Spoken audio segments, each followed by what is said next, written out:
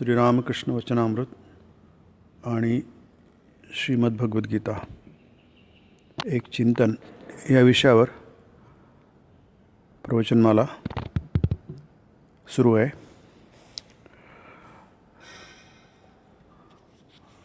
आपण बघत आहोत की मानवी जीवनात कर्माचं किती महत्त्व आहे, त्याचं किती महत्त्वाची भूमिका आहे, स्थान आहे. आणि चारही पुरुषार्थ ही कर्मानेच साध्य होत असतात. असा कोणताही पुरुषार्थ नाही आहे की जो कर्माशिवाय साध्य होऊ शकतो, प्राप्त होऊ शकतो. परंतु प्रत्येक पुरुषार्थामध्ये किंवा प्रत्येक पुरुषार्थाची साधना करताना कर्माचं स्थान बदलत जातं, म्हणजे कर्माचं तत्त्व बदलत जातं. हे आपण बघण्याचा प्रयत्न करत आहोत.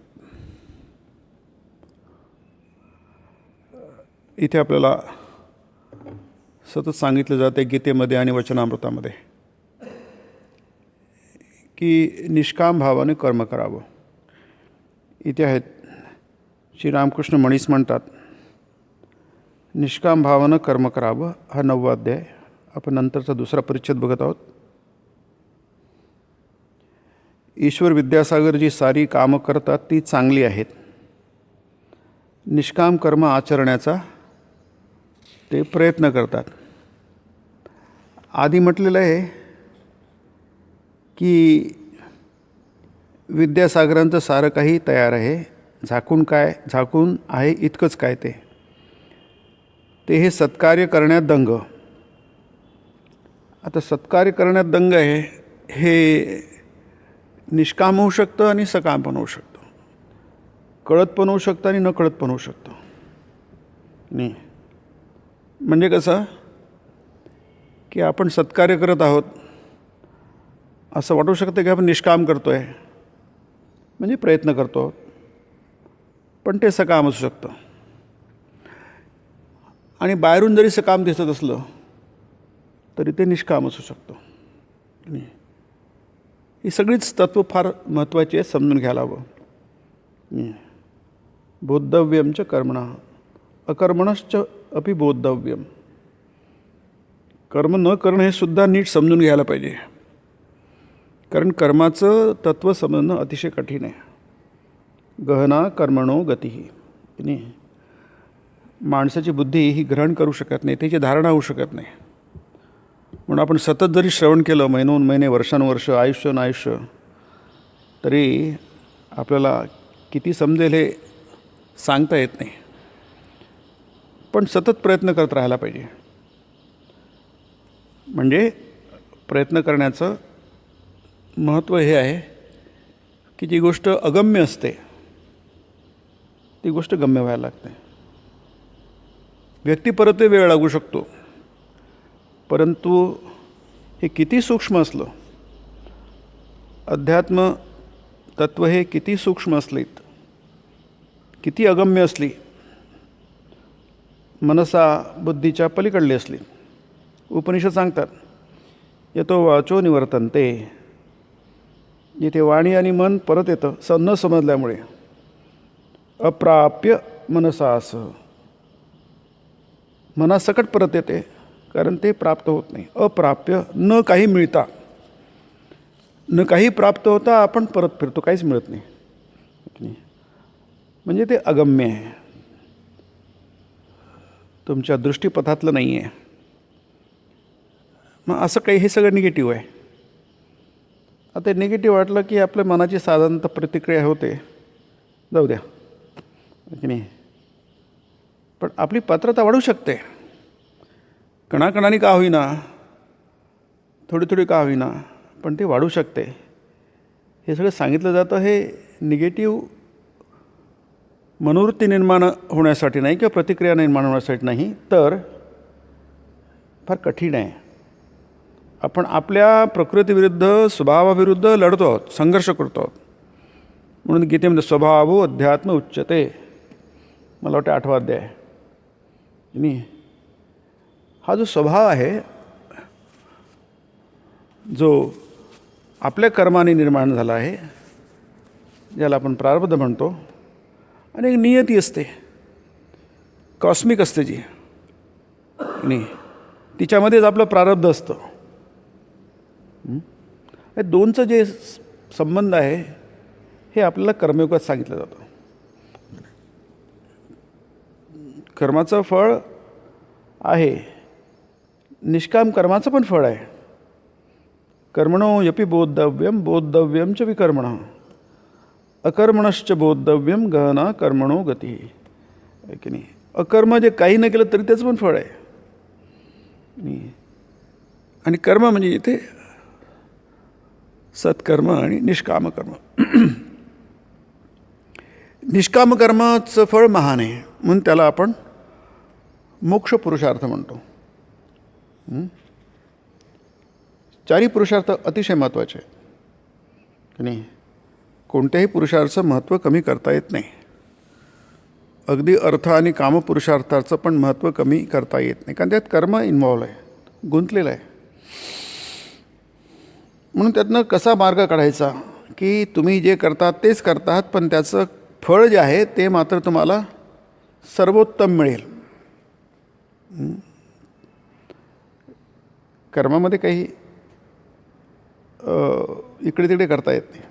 अगदी विकर्मसुरी त्याला म्हटलं आपण. विकर्म म्हणजे विरुद्ध कर्म, ज्याने तुम्ही फळापासून दूर जाणार. तुम्हाला जे अपेक्षित आहे ते निमित्त काहीतरी वेगळंच मिळणार जे तुमच्या हिताचं नाही. विकर्म. पण खरं विकर्मसुद्धा होत नाही. गहना कर्मणो गती. म्हणून स्वामीजींनी कर्मयोगामध्ये ती व्याधाची गोष्ट सांगितली आहे, ती याच्यातली आहे, महाभारतातली आहे. फार महत्त्वाची गोष्ट आहे की नाही. ह्या गोष्टी मुद्दामून महाभारतात सांगितल्या आहेत आणि ते सगळे गीतेला आधारित आहे. गीताचा निस्संग योग जो आहे, अनासक्ती योग जो आहे की नाही, की तुम्ही काय कर्म करता हे नंतर बघता येईल. म्हणून त्याचा संबंध पुरुषार्थाशी येतो आणि चतुर्थ पुरुषार्थाशी येतो. ही गोष्ट आपल्याला सतत समजून सांगण्याचा गीता प्रयत्न करते की नाही. आपण गीता वाचतो, पण गीतेचं तात्पर्य मर्म समजणं अतिशय कठीण आहे. वेदांत येतो की नाही. त्यासाठी त्या प्रकारचं आपलं चिंतन लागतं, त्या प्रकारची चित्ताची एकाग्रता लागते की नाही. आपलं मन आपल्या ताब्यात पाहिजे नाही. ते जर नसेल तर आपल्या जीवनात ते उतरणं फार कठीण आहे की नाही. म्हणून प्रत्येक गोष्ट ते व्याध तो कसाही आहे, खाटीक आहे. म्हणजे ते कर्म अतिशय विरुद्ध कर्म आहे, हिंसात्मक कर्म आहे. तत्किम कर्मणी घोरे माम नियोजयसी केशव. अर्जुना, हे कशाला मला कृष्णा मला कशाला त्याच्यामध्ये केशवा टाकतोस तू या घोर कर्मामध्ये. हिंसेचं कर्म हे घोर कर्म आहे. कोणाचाही जीव घेऊ नये, कारण प्रत्येकाला त्याचा जीव प्यारा असतो. अगदी मुंगीलासुद्धा तिचा जीव प्यारा असतो की नाही. त्यामुळे अहिंसा हे परमतत्व आहे. अहिंसा परमो धर्म की नाही. सगळ्यात मोठा धर्म म्हणजे आचरणात आणण्याजोगं कर्म जे आहे हे हिंसा आहे, अहिंसा आहे. हे तू आत्ताच सांगितलं मला की नाही. आणि आता म्हणतो की तू युद्ध कर. आता युद्ध करणं म्हणजे सगळ्या जगाला माहीत आहे काय असतं प्रकार तो की नाही. म्हणून त्याला अर्जुनाने घोर कर्म म्हटलं आहे. घोर कर्म, अतिशय भयंकर, भयानक. माम नियोजयसी, मला कशा त्याच्यात नियोजित करतोस, ढकलतोस. आता हा जो गुंत आहे काही अर्जुनाला समजत नाही, तर आपला संबंध किती कठीण आहे की नाही. म्हणतात अरे अर्जुना, ते घोर कर्म आहे, पण त्यांनी तुझी मुक्ती होईल आहे. तू कर्मबंधनातून सुटशील तू. आता हे पचणं फार कठीण आहे सर्वसामान्य माणसांच्या. म्हणून गीता हिंदूंनाही समजत नाही आणि इतर लोकांच्या धर्मांना संबंध तर कठीणच आहे. आहे की नाही. इतके संस्कार आपल्यामध्ये असूनसुद्धा आपल्याला समजत नाही, म्हणजे आपण त्याप्रमाणे वागत नाही की नाही. आपला इतिहास सांगतो आपल्याला तसं वागता आलं नाही, आणि म्हणून आपली अशी दुर्दशा झाली 1000 वर्ष की नाही, की कर्मणी हिंसा ही अहिंसा कशी होऊ शकते, आहे की नाही. म्हणून इथे जे म्हटलं आहे ठाकूरांनी की दोन्ही खरं आहे, पण आत काय दडू नये ह्याची दखल नाही. अंतर्यामी भगवान विराजत आहे. हा अंतर्यामी भगवान विराज आहे, त्याला जागं करायचं आहे, त्याचं दर्शन करायचं आहे, त्याची ओळख करून घ्यायची आहे. आणि म्हणून ईश्वर विद्यासागर जी सारी कर्म करतात ती चांगली आहेत. निष्काम कर्म करण्याचा, आचरण करण्याचा यत्न करतात की नाही. यत्न करतात म्हणजे यत्न करत नाहीत, त्यातून ती भावना निर्माण होऊ शकते. पुढे दुष्कर्म करण्याने होणार नाही, सत्कर्म करण्याने त्याची काहीतरी शक्यता आहे, संभाव्यता आहे, शक्यता आहे, ती होऊ शकतं ते. म्हणून सत्कार्य करणं फार महत्त्वाचं आहे. यज्ञ, दान, तप वगैरे जे गीतेत म्हटलं आहे त्याचं फार महत्त्व आहे. हे 3च कर्म गीतेत सांगितली आहे, यज्ञ, दान, तप. आणि तिघांचे विस्तृत त्यांनी विमर्श केलेला आहे, त्याची फोड केलेली आहे. यज्ञ, दान, तप. यज्ञ अर्थात कर्मणोन्यत्र, 4था अध्याय की नाही. की यज्ञासाठी जे केलेलं, यज्ञार्थ म्हणजे ईश्वरासाठी केलेलं कर्म. यज्ञो वै विष्णू असं शंकराचार्य म्हणतात. यज्ञ हे काय सुंदर आहे बघा, सगुण रूप आहे ते परमेश्वराचं, निर्गुण निराकार परब्रह्माचं ते सगुण रूप आहे विष्णू. व्याप्त, हे सर्व जगतात व्याप्त आहे, त्याला विष्णू तत्व म्हणतात. आणि दुसरं म्हणजे आदित्यातला 12वा. आदित्यानाम अहम विष्णू, विभूती युगात म्हटलेलं आहे, मी आदित्यामध्ये विष्णू आहे. त्याच्यासाठी तुम्ही करता यज्ञ अर्थात कर्मणः, त्याला इथे निष्काम कर्म म्हटलं आहे की नाही. की तुम्ही देवा, आपल्यासाठी सगुण ब्रह्म, आपलं जे इष्ट आहे, सोपी, आणखी सोपी करतो, सोपी आहे की नाही. आपण सुरुवात करतो सूक्ष्मापासून, हळूहळू आपण स्थूलापर्यंत येतो, आहे की नाही. जे वैश्विक तत्व आहे, ज्याला स्वामीजींनी कॉस्मिक इंटेलिजन्स म्हटलं आहे, म्हणजे वैश्विक चैतन्य.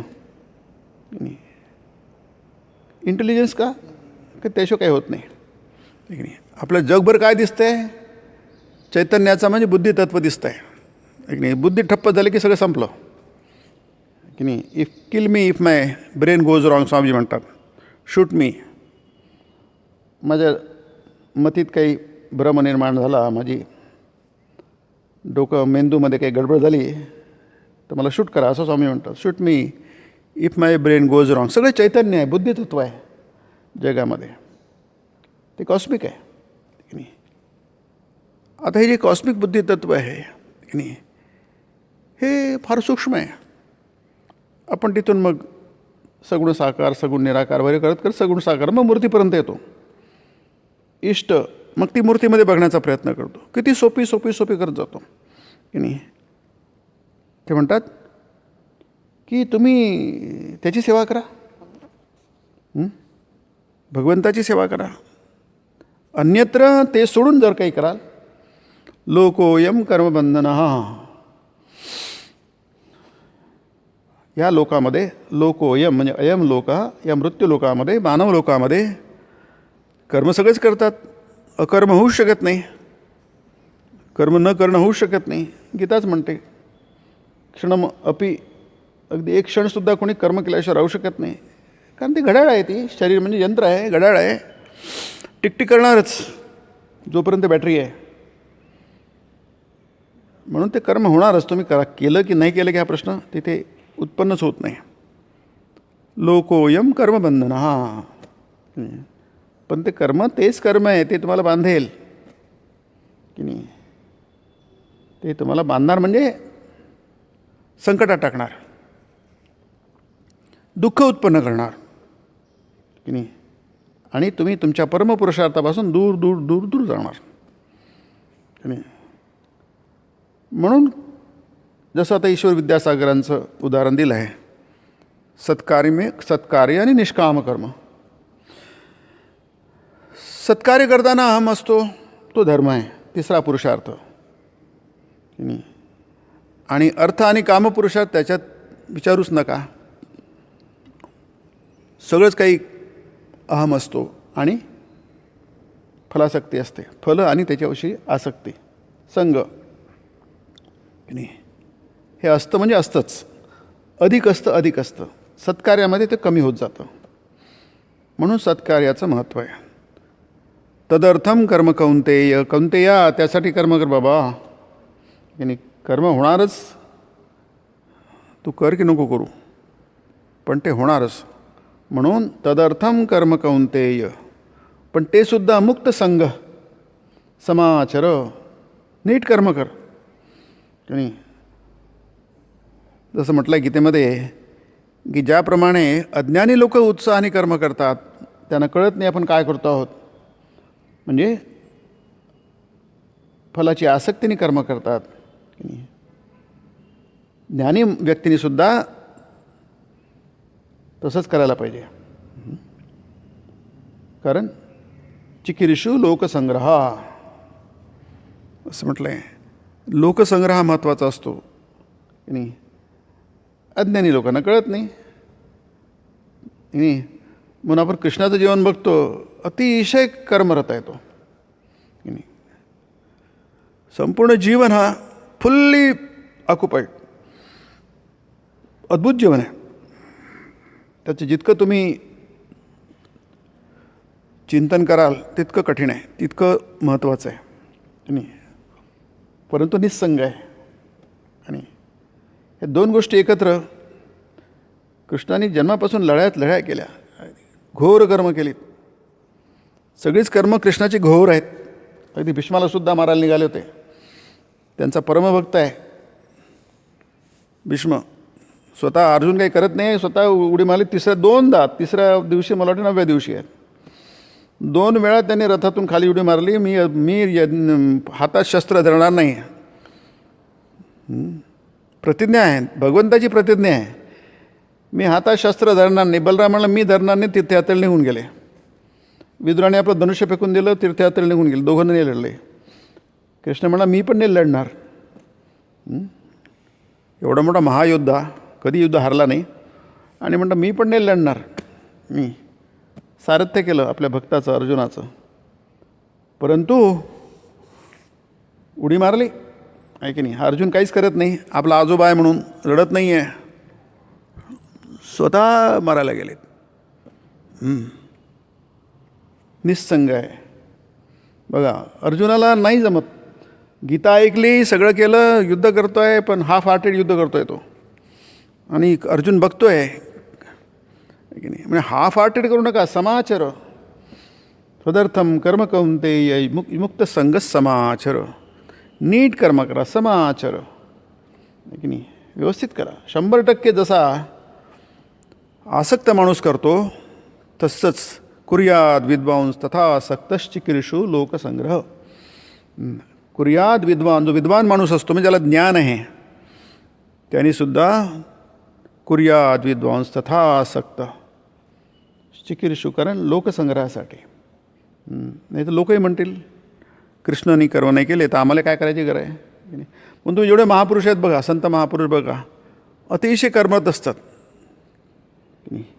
पण ते सत्कर्म असतं, ईश्वरासाठी कर्म असतं ते की नाही, लोकसंग्रहासाठी असतं. लोकही तसेच वागतील नाही तर. पण लोक वागतात कशासाठी? स्वतःच्या स्वार्थासाठी. अर्थ आणि कामपुरुषार्थासाठी वागतात. मग आधी धर्मपुरुषार्थाकडे वळा आणि मग त्याची सगळी वेगळी आहे.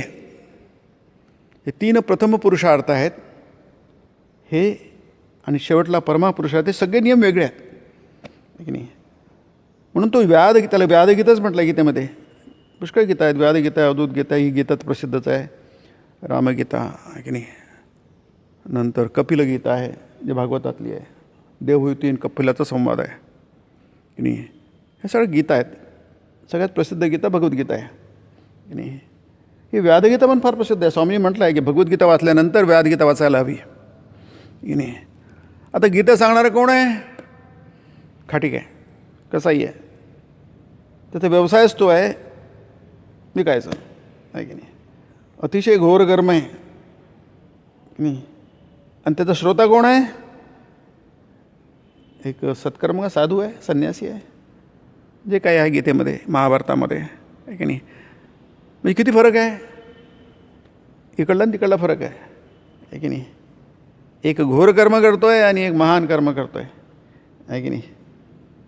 आपण गीतेमध्ये बघू आहे की नाही किती फरक आहे. परंतु हा जो घोर कर्म करणारा आहे याला ज्ञान झालेलं आहे. कसं झालेलं आहे ज्ञान?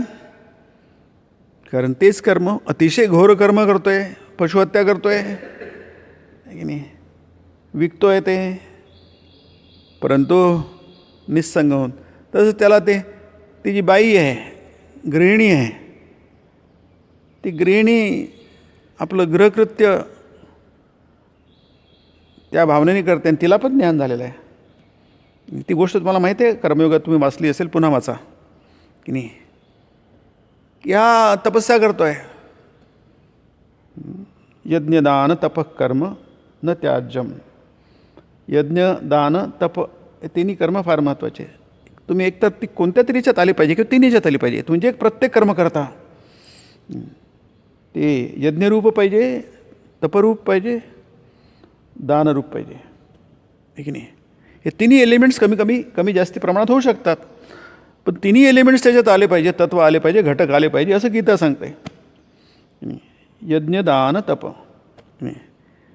तर ती बाई, त्या बाईची तपस्या काय आहे? गृहकृत्य करणं, नीट करणं, सगळ्यांची सेवा करणं. तिने काही उपनिषदावर काही वाचलेलं नाही आहे की नाही. त्या खाटकानी काही वाचलेलं नाही आहे की नाही. परंतु त्यांना दोघांनी ज्ञान झालेलं आहे. हे तपस्वीने एवढी तपस्या केली की त्यांनी रागाने वर बघितलं, ते पक्षी जळून गेले. तपस्या फळ आहे त्याला, तपस्याचं फळ आहे. परंतु तपस्येचं फळ जे मिळालं पाहिजे ते मिळालं नाही, उलटं मिळालेलं आहे, विकर्म आहे ते. याचं कारण तिथे अहंकार आहे. बघा, मी एवढी तपस्या केली, त्याचं प्रत्यक्ष प्रमाण दिसतं आहे. प्रत्यक्ष तुम्हाला दिसतं आहे की ते पक्षी जळून गेले क्रोधाने बघितल्याबरोबर. मग थोडासा अहंकार असं वर्णन आहे. महाभारतात या स्वामींनी कर्मयोगासाठी ती गोष्ट सांगितली, फार सुंदर आहे ते. हे सगळं समजून घ्यायला पाहिजे नाही. आणि मग तो भिक्षा मागायला जातो वगैरे वगैरे वगैरे. ती भिक्षा मागायला गेल्यानंतर ते गृहिणी म्हणते, जरा बिझी आहे, थोडा थांबा, तुम्हाला भिक्षा देते. त्याला राग येतो, रे मी एवढा मोठा आहे आणि मला थांबा म्हणते, समजते काय मला, वगैरे वगैरे. तुम्ही किती वाढवू शकता. कीर्तनकार वगैरे त्याला बरंच लांबवतात. अर्थात कीर्तनकार ही गोष्ट सांगतच नाही आहे की नाही. व्यादगीता सांगतच नाही, ते त्यांचे विषय वेगळेच असतात आहे की नाही. परंतु ती बाई येते आणि तिला म्हणतात, तुला कसं कळलं? ती बाई काय म्हणते, यांना रागवू नका, मी काय जंगलात ते कावळे वगैरे नाही आहे जळून जायला. म्हणजे हिला कसं कळलं? मग ती सांगते की मला हे काम करता म्हणजे गीतेला काय सांगायचं, तुम्ही काम करता ते काही महत्त्वाचं नाही आहे. वचनावर तेच सांगतात आहे की नाही. म्हणजे कोणी आपलं काम बदलवून टाकावं असं नाही आहे की नाही. जे काही करतात तदर्थम कर्म कौंतेय. इथं कर्म म्हणजे तिथं काही विशेषण नाही कोणतं. कर्म म्हणजे कर्म, फक्त तदर्थम हे विशेषण नाही आहे. तदर्थम कर्म कौंतेय, त्याच्यासाठी तुम्ही कर्म करा, देवासाठी कर्म करा. मुक्त संगवून, त्या बाईने मुक्त संगवून कर्म केलं की नाही. म्हणजे मला फक्त एवढंच माहिती आहे, जास्ती की माझ्याकडे वेळ नाही सांगायला, मला काही सांगता येणार नाही, कारण माझी ती योग्यता नाही आहे. तुम्ही त्या खाटकाकडे जा आणि तो तुम्हाला सांगेल. आणखी त्या बाईला माहिती आहे की तो अमुक अमुक धंदा करतो कसा याचा, तो ज्ञानी आहे, म्हणजे तत्त्वज्ञानी आहे. त्याला ज्ञान झालेलं आहे. आणि तो म्हणतो, हा काय प्रकार आहे, ही बाई आहे, ठीक आहे बाबा की नाही. आता मला त्या खाटकाकडेच कशाला जायला सांगते ही. पण हिने एक चमत्कार बघितला, चला म्हणते तर जाऊन याला काय तो येतो, बसतो, बसा बसा बसा स्वागत वगैरे करतो, मला माझं आटोपू द्या. आता तो एक देतो काहीतरी आसन वगैरे, तो काय आसन देणार, विचार खुर्ची देणार काय, प्लास्टिकची खुर्ची पण देणार नाही, एखादं लाकूड असतं ते कापण्याचं, तिथं दुसरं काय करणार काय, आहे की नाही. तुम्हाला जर ज्ञान पाहिजे असेल तर कशालाही तयार राहा, आहे की नाही. तिथे तुम्ही उगाच काही ते नियम आणू नका किंवा तुमचं स्वतःची पोझिशन वगैरे आणू नका, की नाही. कारण ज्ञान हे सर्वोपरी असतं, की नाही. गीता काय म्हणते, नाही ज्ञानेन सदृशम पवित्रम विद्यते. तिथे अपवित्र वगैरे काही नाही आहे, ज्ञानाने सगळं पवित्र होऊन जातं. ज्ञानासारखं दुसरं काही पवित्र नाही. ज्ञान म्हणजे आत्मज्ञान. ते आत्मज्ञानासारखं दुसरं काही पवित्र नाही, म्हणजे पावनकरम नाही, शंकराचार्य म्हणतात. आपल्याला पवित्र करणारं असं दुसरं काहीही नाही आहे. मग ती बसा करतो, घरी जातो, सगळं आटोपतो, हां बोला काय तुम्हाला काय म्हणणं आहे. मग त्यावेळी तो तत्त्वज्ञान सांगतो, तुमच्या प्रश्नांची उत्तरं देतो. ते प्रश्नांची उत्तरं म्हणजे त्याला व्याधगीता म्हणतात. महाभारतातच आहे ते पण, की नाही. ती व्याधगीता आहे, म्हणजे जसं अष्टावक्र गीता आहे, की नाही, फार फार फार पलीकडलं आहे, तशीच व्याधगीता पण फार पलीकडली आहे. नाही देवहूती कपिला संवाद, जो पुत्र आणि मातेचा संवाद आहे, जगामध्ये कुठंच नाही आहे, फक्त इथेच आहे भागवतामध्ये.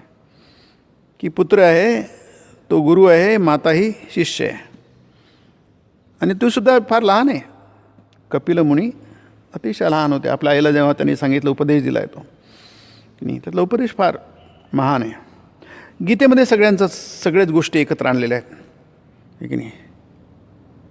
जसं दासबोध आहे, अगदी साधी गोष्ट आणि सर्वोच्च गोष्ट एकत्र आणलेलं आहे, की नाही.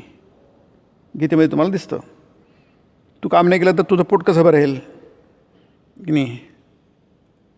ती फार साधी गोष्ट आहे, कोणालाही लहान मुलाला सुद्धा कळण्यासारखी गोष्ट आहे, पण ती गीतेत आहे, की नाही. आणि सर्वश्रेष्ठ तत्त्वज्ञान आहे, सगळं एकत्वाचं, एकच सोडून काहीच नाही आहे, ते पण तिथेच आहे. हे गीतेचं महत्त्व आहे. उपनिषदामध्ये तुम्हाला ह्या सगळ्या गोष्टी मिक्स मिळणार नाहीत, कारण तिथे गरज नाही आहे. तिथे आख्यायिका आहेत. एक ईशोपनिषद किंवा मांडुक्य उपनिषद हे 2-4 उपनिषद सोडून दिले, बाकी सगळ्या गोष्टी सांगितल्या. कारण गोष्टीतून तत्त्वज्ञान सांगितलं की पटकन समजतं, की नाही. महाभारतात खूप गोष्टी सांगितलेल्या आहेत, स्वामीजींनी ठाकूरांनी खूप गोष्टी सांगितल्या आहेत, ते कळण्यासाठी आहेत, की नाही. त्याला आख्यायिका म्हणतात. शंकराचार्य त्यांना आख्यायिका म्हटलं. आख्यायिका प्रस्तूयते, रोचक होण्यासाठी, समजण्यासाठी आख्यायिका सांगितल्या जातात. त्या तुम्ही अक्षरशः घ्या किंवा घेऊ नका, त्यांनी काही बिघडत नाही. मग ती प्रश्नोत्तर आहे, ती व्यादाने सांगितलेले. पण तुम्हाला ज्ञान कसं झालं हे एवढं, तुम्ही एवढं घोर कर्म करता, मग तुम्हाला ज्ञान कसं झालं. मग तो व्याद सांगतो, बाबा कोणते कर्म घोर वगैरे काही नसतं, कर्मच असतं. हेच आपण इथे बघत आहोत, आहे की नाही. ईश्वरचंद्र विद्यासागर फार महान काम करतात आहे, हे फक्त उदाहरण घेतो आपण ईश्वरचंद्र विद्यासागराचा, त्याचा उल्लेख आला आहे म्हणून, नाही. व्यक्ती आपल्या दृष्टीने काही महत्त्वाच्या नाही आहे, फक्त त्याचा उल्लेख आलेला म्हणून. कर्म हे कर्मच असतं. कोणतं कर्म करता यापेक्षा याचा अर्थ प्रत्येकाने खाटका व्हावं, काही घोर कर्म करावं असं नाही आहे, पण ते तुमच्या वाट्याला आलेलं आहे. त्याला गीतेमध्ये स्वधर्म म्हटलं आहे. स्वधर्मे निधनम श्रेया परधर्मो भयावहा. तुम्हाला अपयश जरी मिळालं स्वधर्म करता करता, ते चांगलं आहे, श्रेय आहे, मी तुम्हाला ते मुक्ती देईल आहे. स्वधर्मे निधनम श्रेय, हा दोनदा आलेला गीतेमध्ये. परधर्मो भयावहा, जे तुमचे स्वधर्म नाही ते भयावह आहे. आता आपण बघतो जगामध्ये भयावह म्हणजे तुमचे सगळे पुरुषार्थ नष्ट होतील, अर्थ काम धर्म सगळेच नष्ट होतील, त्याला भयावह म्हटलं आहे. आपण म्हणतो भयावह आहे, की नाही. भयावह जसं हॉरर फिल्म असतात ना, लोक किंचाळतात बघता बघता, ती फिल्मच आहे, पडद्यावर दाखवत आहे, पण ती भीतीदायक असतं. काही गोष्टी भीतीदायक, भीती उत्पन्न, मना हृदयाची गती वाढते, धडधड करते हृदय, की नाही. म्हणतं कर्मबिर्म काही नसतं, सगळं एकच असतं, की नाही. तो व्याध सांगतो, तुम्ही कसं कर्म करता ते महत्त्वाचं आहे. त्याच कर्माने तुम्हाला मुक्ती मिळेल, त्याच कर्माने तुम्हाला बंधन होईल. अन्यत्र लोकोयम कर्मबंधन. हा कर्म हे बंधन असतं आणि कर्म हे मुक्तीकडे घेऊन जातं की नाही. म्हणून इथे जे म्हटलेलं आहे की पण ह्या कामकाजाच्या रामरगाड्यात परमेश्वराची प्राप्ती होणे काय शक्य आहे. इथे जो शब्द वापरला आहे की कामकाजाच्या रामरगाड्यात, हे आपण साहित्यात वापरतो शब्द असे आहे की नाही. लोकव्यवहारात हे शब्द कामकाजाच्या रामरगाड्यात आपण पुष्कळ सोडून देतो, जाऊ द्या हे काम महत्त्वाचं आहे की नाही. म्हणून ते म्हटलं आहे हे देव वगैरे काही महत्त्वाचं नाही आहे.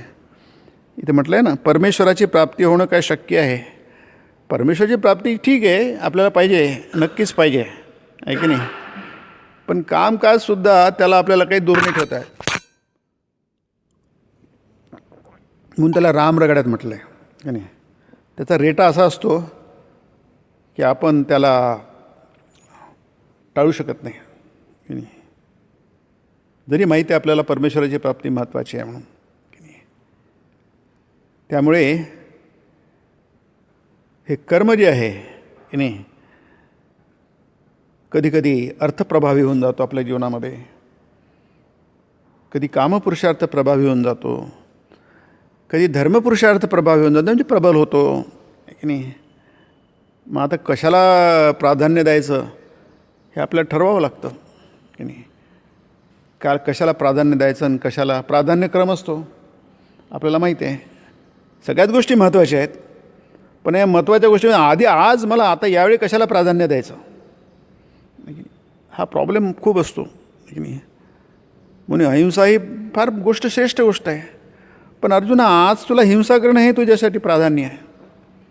या क्षणाला तुझ्यासाठी कर्म करणं, घोर कर्म करणं हेच तुझ्यासाठी, हाच तुझा धर्म आहे, हा तुझा स्वधर्म आहे. हा तुला परमेश्वराची प्राप्ती करून देण्यासाठी, हे आपल्याला समजलंच नाही की नाही. तुम्ही काय करता ते नाही, ते तुम्ही कोणत्या भावनेने करता. यथा कर्म यथा श्रुतम, उपनिषदाने एवढं सांगून सोडून दिलं की नाही.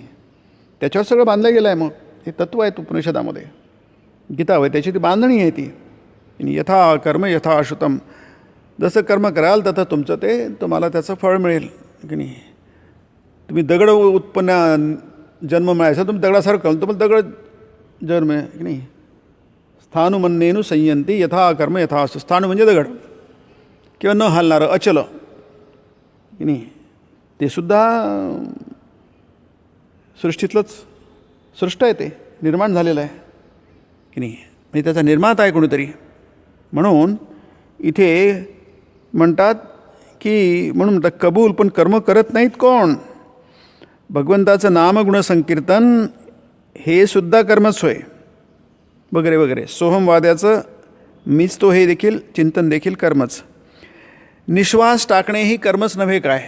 म्हणजे ज्याला म्हटलं की ते अकर्मणश्च बोद्धव्यम, तुम्ही काहीच करत नाही पण श्वास घेतात ना, ते कर्म आहे की नाही. सुटलं आहे कुणाला कर्म की नाही.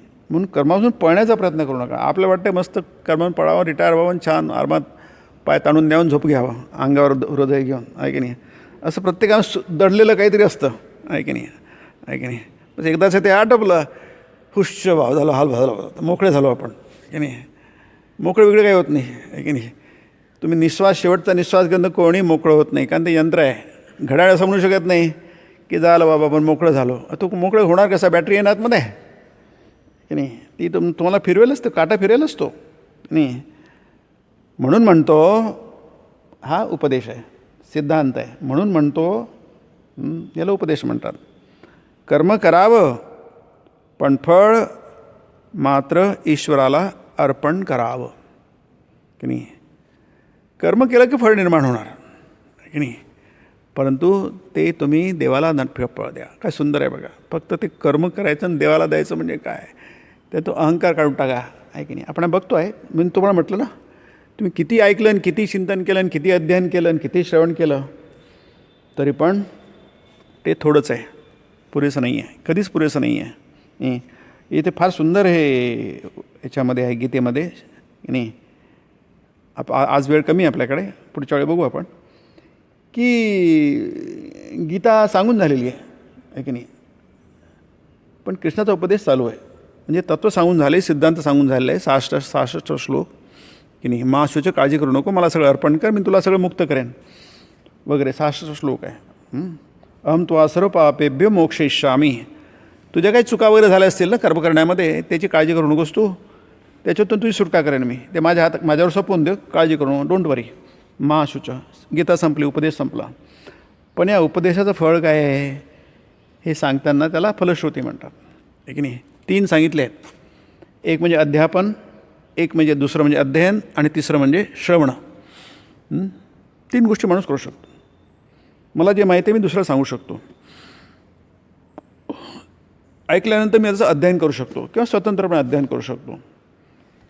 आणि मला अध्यापन करता येत नाही आहे, सांगता येत नाही कोणाला, तेवढी काही माझी कुवत नाही आहे. अध्ययन करण्याची पण कुवत नाही माझ्याकडे, असली तर फार थोडीशी आहे.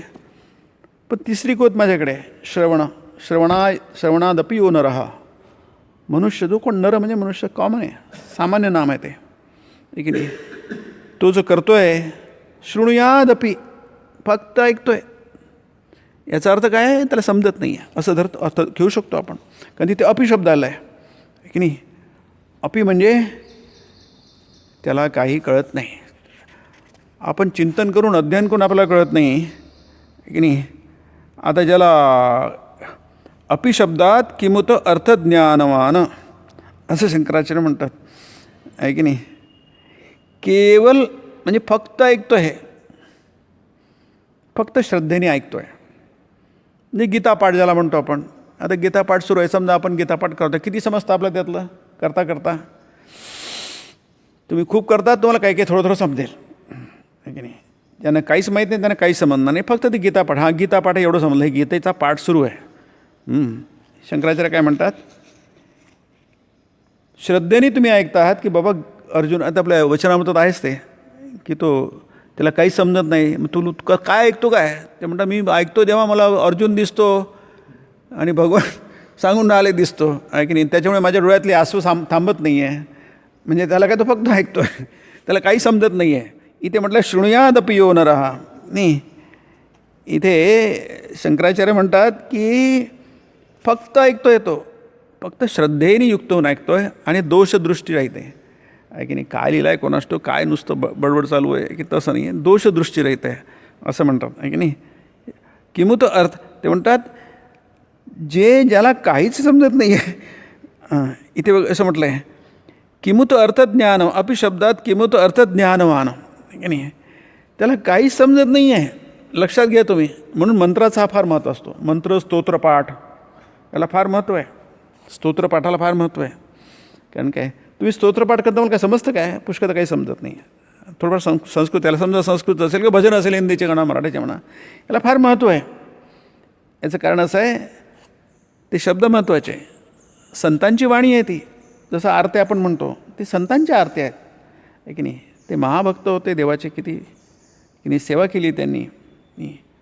आणि ते काय करतात आहे, त्यांचे शब्द आपण म्हणतो आहे किंवा ऐकतो आहे, ते मंत्र असतात, मंत्रवत असतात. ऋषींची वाणी मंत्रवत आहे, गीता मंत्र आहे. त्याच्यामुळे ते नुसते शब्द नाही आहे, शब्दांचे आघात आपल्या कानावर पडतात, त्यांनीसुद्धा माणूस पवित्र होऊन जातो. आपण पुढच्या वेळी हे बघूया. फक्त याच्यामध्ये एक जे तिन्ही आहे ते, की हे तर ठीक आहे, नुसतं ऐकतो आहे, नंतर अध्ययन करतो आहे की नाही. आणि याला 1-1 श्लोक दिला आहे. पण जो अध्यापन आहे त्याला 2 श्लोक दिले आहे गीतेमध्ये, 68वा आणि 69वा. फक्त तेवढं बघतो ना आपण, पुढच्या वेळी आपण बघूया. की ते म्हटलं आहे की मद्भक्ते शोभिधास्यते, जो फक्त माझ्या भक्तांना सांगतो की नाही, त्यातलं एकच वाक्य घेतो. आज पुढच्या वेळी बघू, कारण बराच मोठा भाग आहे हा त्याच्यामध्ये. इथे म्हटलं आहे की भक्तिमयी परां कृत्वा, माझी पराभक्ती तो करतो, साधी भक्ती नाही, पराभक्ती. पुढच्या वेळी बघतो. त्याचं ते वर्णन केलं आहे शंकराचार्यांनी, अति अद्भुत आहे. ते शंकराचार्यच करू शकतात, आहे की नाही. ते म्हणतात भगवतः परमगुरोः शुश्रूषा मया क्रियते इति एवं कृत्वा इत्यर्था. एवढंच फक्त आपण बघूया 1 मिनटामध्ये की माझी तो पराभक्ती करतो आहे. कशी करतो आहे की भगवंताची मी सेवा करतो आहे परमगुरू या रूपामध्ये. परमगुरू म्हणजे ब्रह्म, की नाही. भगवतः परमगुरू शुश्रूषा, असा सुंदर शब्द आपला शुश्रूषा. तो शुश्रूषा तुम्हाला माहिती आहे शब्द, की नाही. आई मुलाची सेवा करते, आहे की नाही. आपण बड्या मोठ्यांची सेवा करतो, शुश्रूषा म्हणतात. डॉक्टर नर्स शुश्रूषा करतात, आहे की नाही. मी देवाची शुश्रूषा, परमगुरू देवाची सेवा करतो आहे, अध्यापन करतो आहे. बघा, मया क्रियते, माझ्याकडून केली जात आहे, मी करतो नाही आहे, माझ्याकडनं केली जाते. म्हणजे बघा, अध्यापन हे फार श्रेष्ठ कर्म आहे, अगदी पराभक्ती आहे. मद्भक्ते शोभिदास्यती, अतिशय श्रेष्ठ कर्म आहे. याच्यापेक्षा श्रेष्ठ कर्म दुसरं म्हणतात, गीता म्हणते जगामध्ये दुसरं कर्म नाही आहे की नाही. परमश्रेष्ठ कर्म आहे ते. पण कसं, माझ्याकडून केलेलं जात आहे, म्हणजे कर्तरी प्रयोग नाही, कर्मणी प्रयोग आहे की नाही. मी करतो नाही आहे, माझ्याकडनं केलं. ते गीतेच्या प्रथमसुद्धा त्यांनी म्हटलं आहे की तद्विवरणे मया क्रियते, असं शंकराचार्य म्हणतात. याचं वर्णन मी गीता सांगतो आहे, माझ्याकडनं सांगितली जात आहे असं म्हणतात. मी सांगतो असं म्हणत नाही आहे की नाही. ते कर्म लक्षात घ्या तुम्ही, आहे की नाही. ते कर्म आपण मी करतो असं नाही, माझ्याकडनं देव करून घेतो आहे. मी देवाची सेवा करतो आहे. परमगुरू भगवतः परमगुरोः शुश्रूषा मया क्रियते इति एवं कृत्वा इत्यर्थ. हा त्याचा अर्थ आहे की मी परमगुरू भगवंताची सेवा करतो आहे. भगवंत काय, परमगुरू परब्रह्म आहे ते, की नाही. आणि आपण म्हणतो ना की ब्रह्मा गुरु विष्णू गुरुदेव महेश्वरा गुरुरेव परब्रह्म, गुरु हे परब्रह्म आहे. तस्मै श्री गुरवे नमः.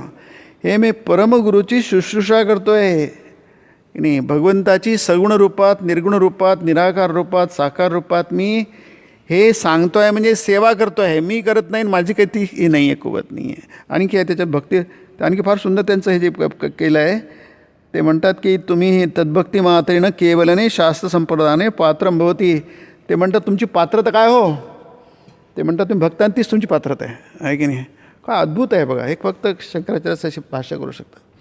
ते म्हणतात तुमच्यात भक्ती आहे ना देवाची, पात्रता आहे, तीच तुमची पात्रता आहे. अहंकार नाही, तीच तुमची पात्रता आहे की नाही. म्हणून इथे जे वचनामृतामध्ये आपण बघतो आहे की हे सगळं कसं आहे की सतत साधना करावी लागते, कंबर कसून आधी करावी लागते, नंतर हळूहळू त्या गोष्टी तुमच्यासाठी उपलब्ध होतात, हळूहळू तुम्हाला कळायला लागतं की नाही. आणि सगळेजणच योगी आहेत, भक्त असतात ते योगी असतात.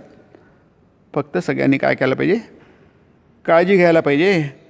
म्हणजे ही काळजी ही की भक्ती कमी होऊ शकते, ती वाढत राहायला पाहिजे, सतत वाढत. प्रतिक्षण वर्धमानम, प्रतिक्षणाला देवाची भक्ती वाढत राहायला पाहिजे. पुढच्या प्रवचनात आपण बघूया नंतरचं भाग. ओम निरंजनम नित्यमनंतरूपम तानुकंपाद्रितविग्रहं वै ईशावतारं परमेशमीड्यं तं रामकृष्णं शिरसा नमामि.